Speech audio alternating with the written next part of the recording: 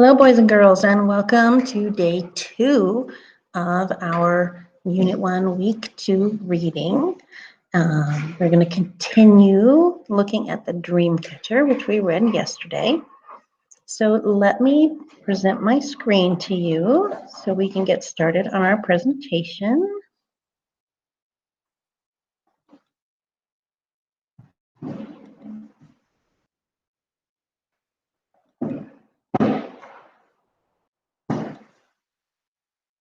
All right, so you should be able to see a little bit of the dream catcher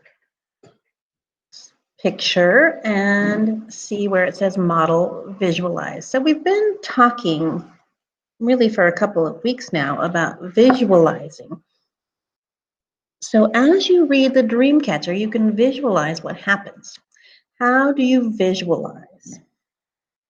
So when you visualize, you form pictures in your mind as you read. Use story details to help you visualize the characters and their actions in the dream catcher. So we talked about visualizing being kind of like seeing a movie in your head while you are reading. So that's how it is for me. I look at particular words in the story and I say, oh yeah, I can see that in my mind, and it makes the story come to life for me. So that's what we do when we visualize.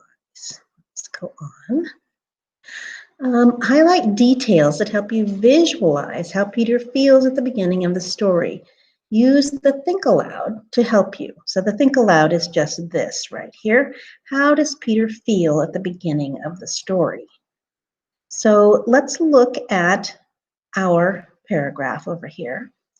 Peter walked home from school. Salty tears ran down his cheeks and his stomach hurt. He didn't know what to do. Grandmother was waiting for him on the front porch.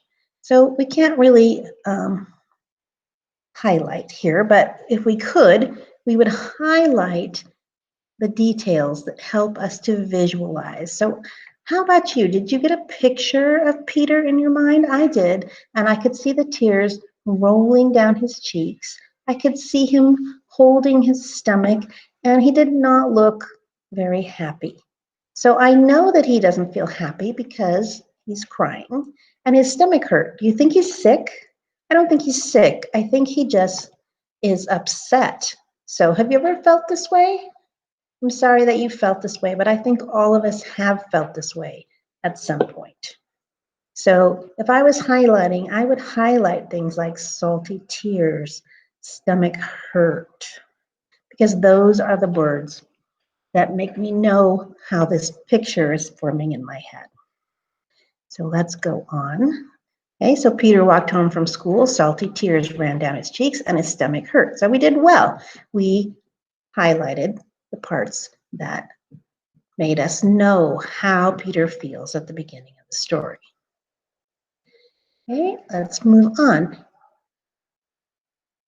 I can visualize what Peter does at the beginning. He walked home. I can picture the salty tears that ran down his cheeks. His stomach hurts.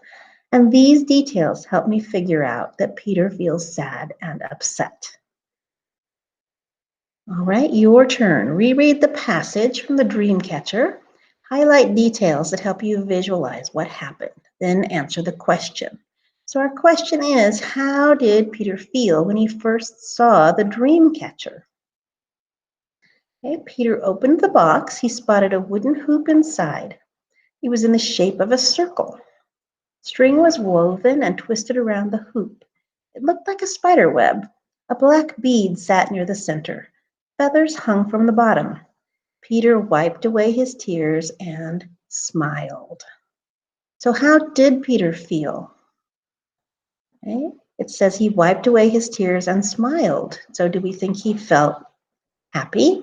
I think he did. I think he was much less upset after he saw this, and so he wiped away his tears and smiled. So all of those things help us to visualize the story or see a movie in our head while we're reading. Now we're going to talk a little bit about sequencing. So a sequence just means the order that something happens in. So the story happens in a certain order. It wouldn't make sense if we started at the end and then read the beginning, because that's not the proper sequence or order that our story goes in. So as you read the Dreamcatcher, knowing the order of plot events will help you understand what happens in the story. What are plot events? So the plot is what's happening in the story. Okay? The events in the story happen in a certain order, because it wouldn't make sense if we said that Peter learned how to make the dream catcher, and then we had him walking home from school being upset, because that's not the order that it would happen in. So that doesn't make sense. So a character's actions make up the plot or events in the story. Plot events are told in the order they happen. A plot always has a beginning, a middle, and an end. Okay, we're going to skip this one and this one.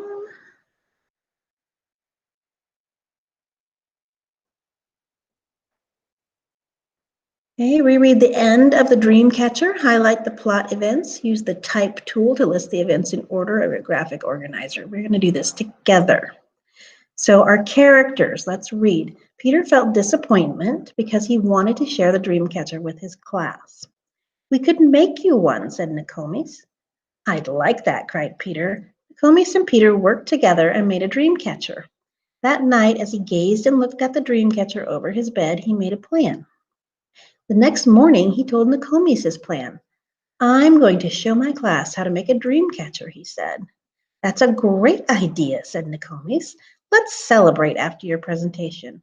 I will bake corn cookies and we will have a traditional Ojibwe party.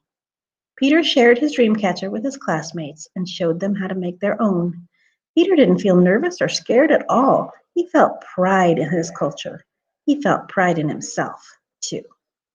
So who are the characters? Who are the people in the story?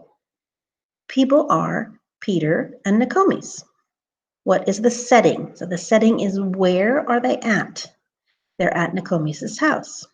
In the beginning, remember we talked about how Peter felt at the beginning?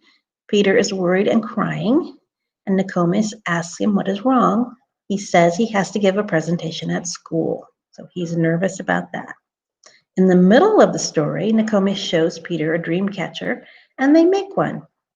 In the end, what happens? Let's look here.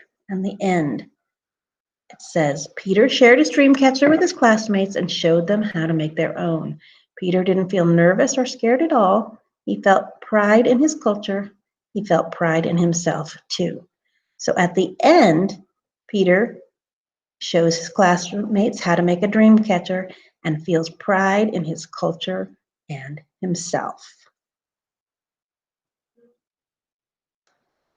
Let's skip this one also.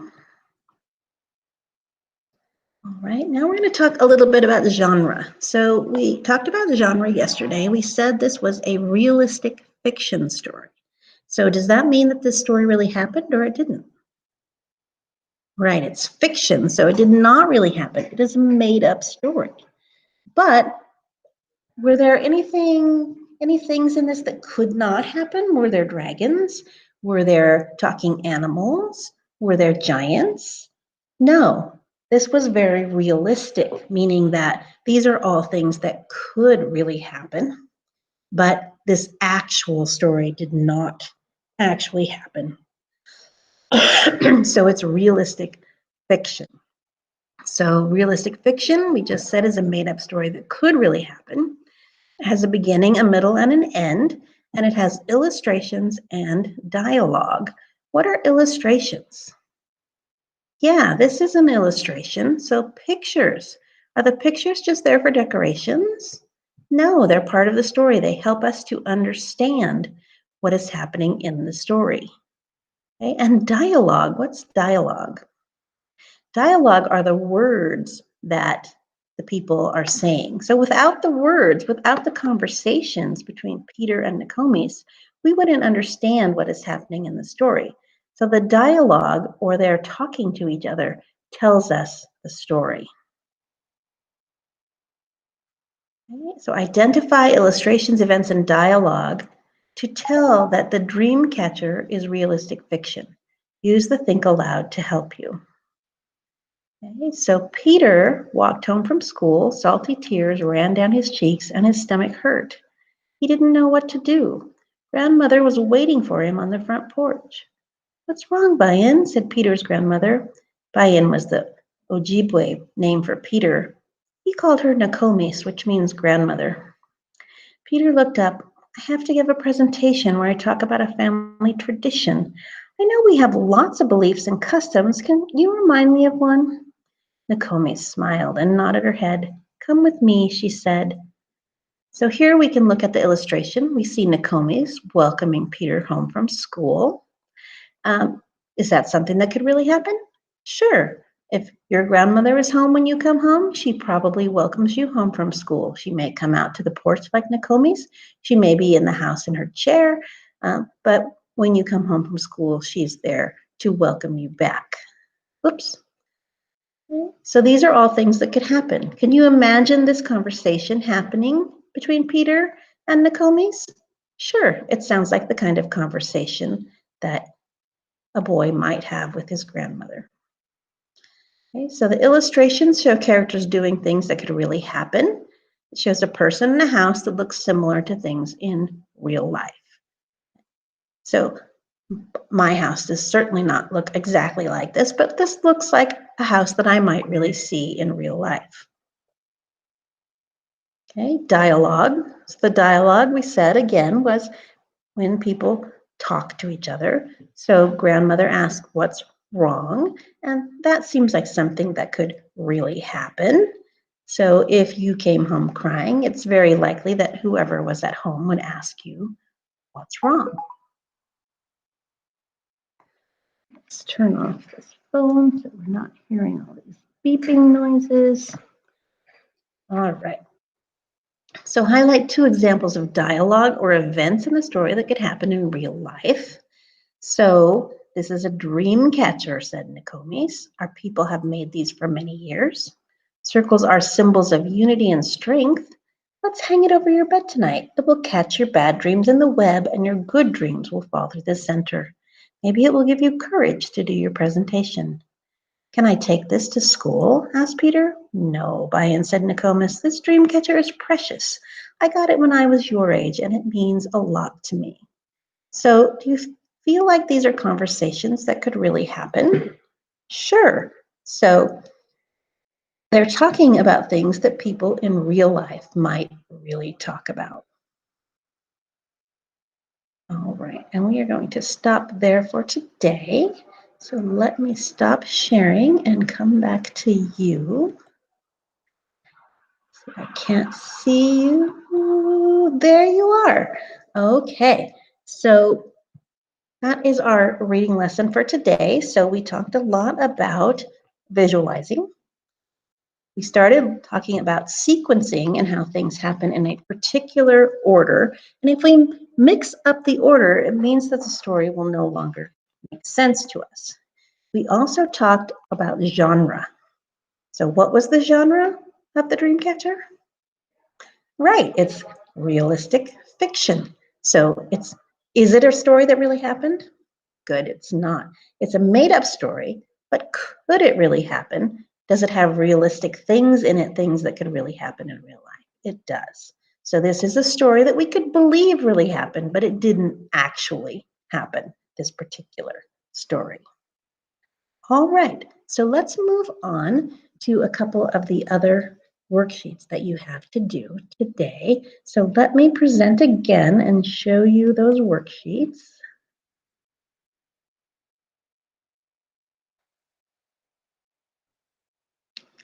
All right, so this worksheet is your Giving Thanks Comprehension, and you're going to need someone to time you on this one. So you're going to read through it for 1 minute, and you are going to record how far you get for your fluency. And then you are going to continue reading, and there are questions for you to answer about the story. So here's where you're going to read, you record the number of words that you read. You're going to subtract the errors. So if you make 3 mistakes, you're going to subtract 3 from however far you get. and that will be your score. So you're going to do that twice, the first read and the second read, for a fluency score. So yes, we are measuring how fast you read, but it's not a race.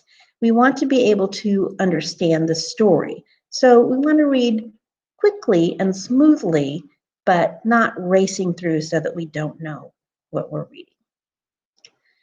Okay, and then we have 3 questions that you're going to answer about the paragraph. And notice that it says reread the passage. So we're going to read it again. So that's 3 times we're going to read it before answering the questions.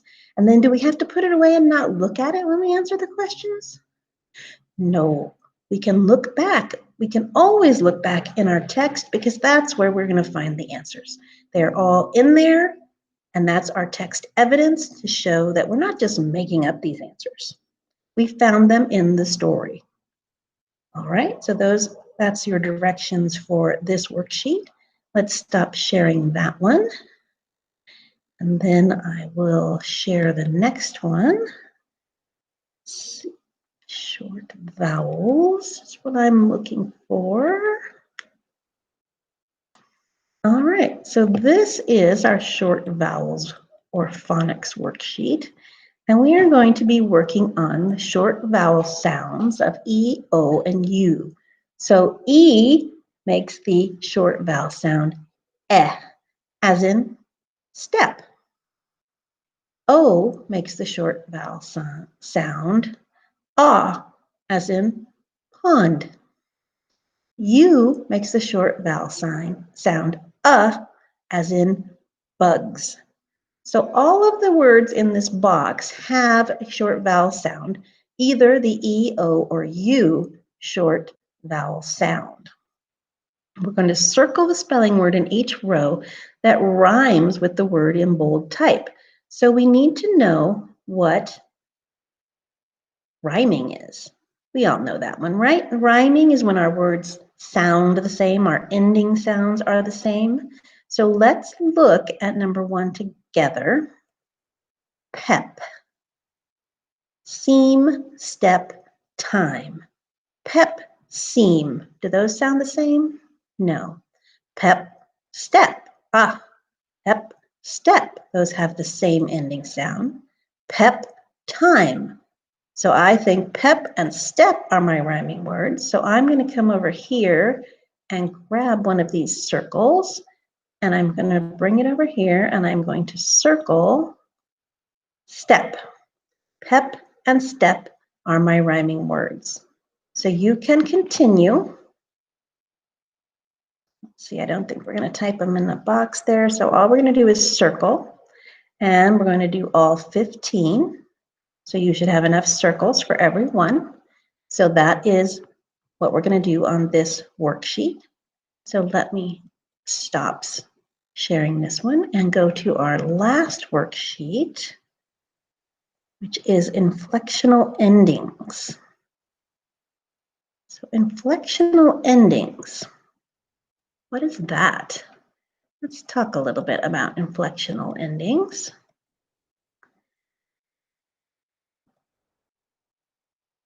All right, so inflectional endings, adding S, ED, or ING creates new verb tenses. So let's remember, what's a verb? Can you tell me? Right, a verb is an action word, a word that is doing something. So for some base words, we can add S, ED, or ING, which does not change the spelling of the base word.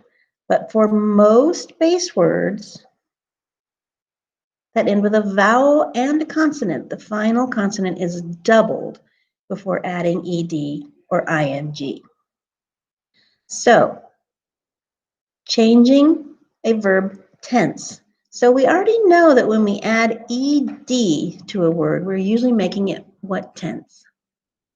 Right, past tense, something that happened before. When we add ING, what kind of tense are we looking at? Okay, I walked yesterday. Today, I am walking. So ING usually makes us in the present tense. Okay, sips, something also that is usually happening now when I add an S. So let's look at sip. So my base word is sip. I'm going to type here. I'm going to add my S because that's what this column is asking me to do. Add an S. Sips. And I'm going to come over here. So Mrs. Funston sips her soda. What if I sipped my soda yesterday? Then I have to add ED. So I'm still going to start with sip. But remember when I talked about doubling the consonant? That's what we're going to have to do here. So our word ends with a vowel and a consonant, IP. We're going to double that consonant, and we're going to write sipped with two P's, S-I-P-P-E-D. I sipped my soda yesterday. Okay, then I'm going to add ing. I am sipping my soda now, so I still start with sip. What am I going to have to do before I add ing? Good. I'm going to have to double that consonant and write sipping, S-I-P-P-I-N-G. All right, let's go back. Let's look at one where we don't end. Maybe. Nope, I guess we end in a consonant on all of these. How about walk? Let's look at walk. Okay, does walk end in a vowel and consonant or in two consonants? Let's find it again. So if I said she walks to the store, am I going to make two Ks? No, because I have two consonants, not a vowel consonant. The same when I do ED, I'm going to type walked. Okay, ED, only one K. And walking, again, I'm not going to double that K. I'm going to type walking.